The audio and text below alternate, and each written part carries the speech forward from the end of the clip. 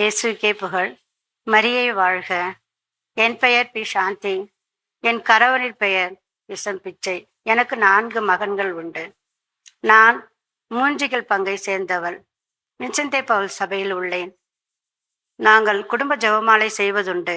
என் அப்பா அம்மா தான் இந்த ஜெபமாலையை கற்றுக் கொடுத்தார்கள். அதுபோல நாங்கள் திருமணத்திற்கு முன்பும் ஜெபம் செய்தேன், ஜெபமாலை சொன்னேன். என் கணவருக்கு ரொம்ப சீரியஸாக இருந்து மதுரையில் வைத்திருந்தோம். ரொம்ப சீரியஸ்ன்னு சொன்னாங்க. வெண்டிலேட்டர் வைக்கணும்னு சொன்னாங்க. மறுநாள் காலையில் 8 மணிக்கு தான் வந்து சொல்வேன். அது வரைக்கும் அந்த வெண்டிலேட்டர் வைக்கிறது 4 மகன்களும் நீங்களும் கையெழுத்து போட வேண்டும் என்று சொன்னார்கள். நான் இந்த வாடிப்பட்டி தாயிடம் நான் ஜெபமாலை ஜெபித்து அந்த நைட்டு முழுவதும் ஜெபமாலை அழுது கொண்டே நான் ஜெபமாலை செய்தேன். அந்த ஜெபமாலை ஜெபிக்கும் போதெல்லாம் அவருக்கு அந்த 16 பாயிண்ட் தான் இருந்திருக்கிறது. அது எனக்கு தெரியாது. அதுக்கப்புறம் ஒவ்வொரு மணி நேரமும் அவர் இந்து டாக்டர், அவர் கேட்டுக்கொண்டே இருந்தார். அந்த நம்பர் மேலும் மேலும் ஏறுறது எனக்கு தெரியவில்லை. 4 மகன்களும் வந்துவிட்டார்கள்.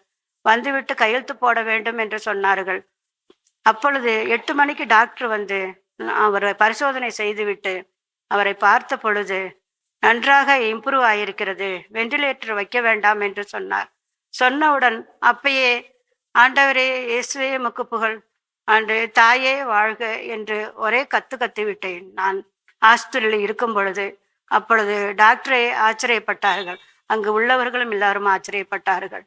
நல்லபடியாக அந்த 15 நாளும் அவர்களை அந்த ஆஸ்பத்திரியில் வைத்து நான் நல்லபடியாக வீடு திரும்பினோம். அவர்கள் நன்றாக இருந்தார்கள்.